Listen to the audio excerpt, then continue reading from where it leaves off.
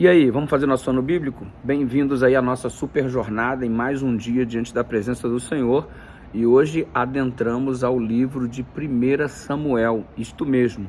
Vamos dar uma passadinha no capítulo 1, 2 e 3 e perceber uma história fantástica de uma mulher chamada Ana. Ana era uma das esposas de Eucana.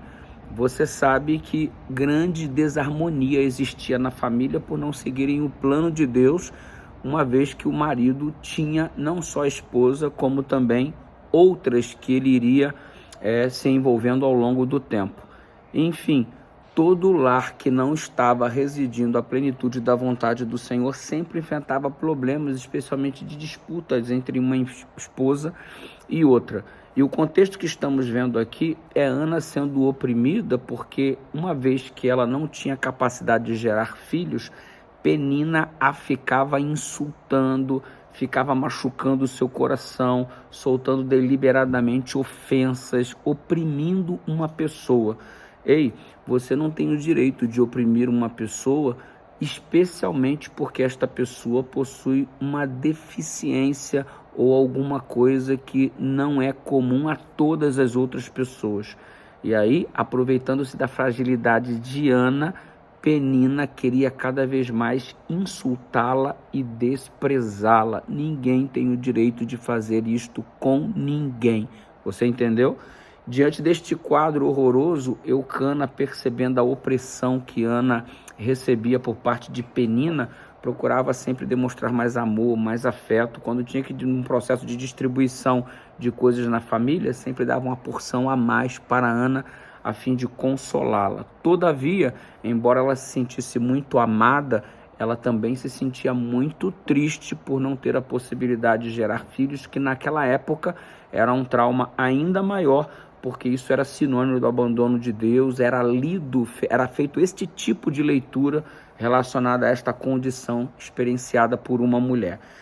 E diante disso, ela foi ao templo em Siló e ali ela esteve em amargura de alma e chorou demais. E enquanto ela orava ao Senhor, e o verso 10 descreve assim, levantou-se Ana e com amargura de alma orou ao Senhor e chorou abundantemente, abrindo o coração a Deus como se faz um amigo, porque afinal de contas isto é oração, abrir o coração a Deus como se faz a um amigo. E não é que Eli, o sacerdote, olhou aquela cena e interpretou de maneira equivocada? Julgamento precipitado. Gente, temos que ter muito cuidado de ficar estabelecendo algum tipo de julgamento em relação às pessoas, porque nem sempre aquilo que aparenta em primeira mão realmente traduz a realidade vivida. Os nossos olhos muito facilmente são enganados. Não tire conclusões precipitadas. Às vezes arruinamos a vida das pessoas porque, por conta de conclusões precipitadas, fazendo comentários desnecessários, estamos diluindo a reputação de muita gente quando este não é o nosso papel. Os discípulos do Senhor não são conhecidos como aqueles que julgam as pessoas, muito pelo contrário, a palavra estabelece: nisto conhecereis verdadeiramente os que são os meus discípulos, se vos amardes uns aos outros e não se vos julgardes uns aos outros. E nós estamos vendo o sacerdote exercendo um processo de julgamento e ele chega repreendendo a mulher como se ela estivesse bêbada, quando na verdade ela estava apenas orando. Que lição fica para nós, não é verdade? Termos bastante cuidado para não estabelecer julgamentos precipitados. E Deus honrou a Ana. Deus honra todo aquele que vive uma vida de oração. Deus não desampara todo aquele que o busca, todo aquele que vive em comunhão com Ele. Você não está sozinho se você é aquele que busca o Senhor constantemente na sua vida, não só quando há angústia de alma, mas quando também tudo está bem, você continua em conexão com Deus. Isso se chama comunhão. Ana estava vivendo angústia de alma. Se eu estou falando para você nesse momento e você está atravessando uma turbulência em sua vida, onde você pode caracterizá-la como angústia de alma, faça como Ana. Derrame sua tristeza aos pés do Senhor, desabafe com Deus, porque só o fato de você falar já é o início de um processo de cura para a sua alma. Sabia disso? Pois é.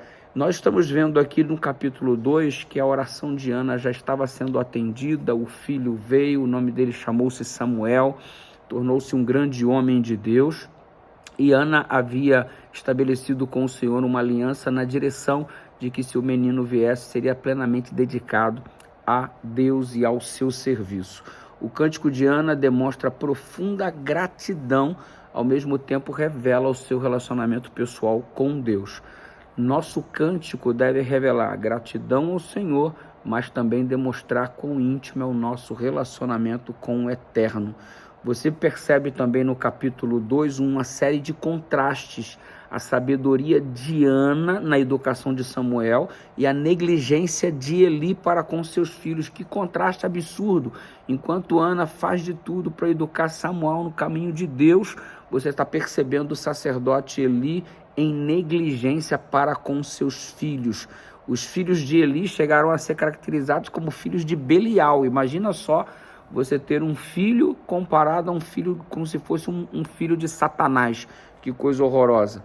Mas aí você está percebendo que no verso 29 há a seguinte declaração: Eli honrando mais aos filhos do que ao próprio Senhor. Olha, nós devemos amar muito os nossos filhos, cuidar muito deles, mas põe uma coisa na sua cabeça: os teus filhos não estão acima de Deus. E Eli estava colocando os próprios filhos acima do Senhor. Você observa algumas declarações de Ellen White que são muito contundentes nesta direção.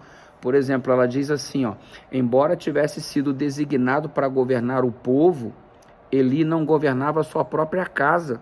Era um pai transigente, amando a paz e a comunidade, e a comodidade, melhor dizendo, não exercia sua autoridade para corrigir os mais maus hábitos e paixões dos seus filhos.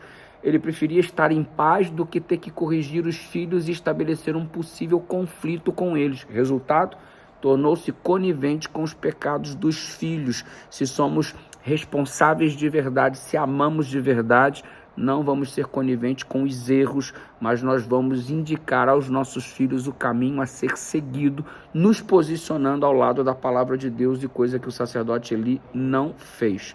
Você percebe que no capítulo 3, Deus faz o chamado ao Samuel.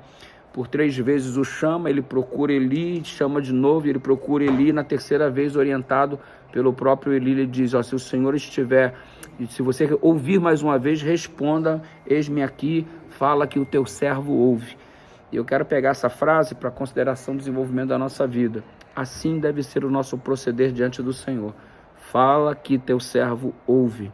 Assim deve ser o nosso serviço para com Deus.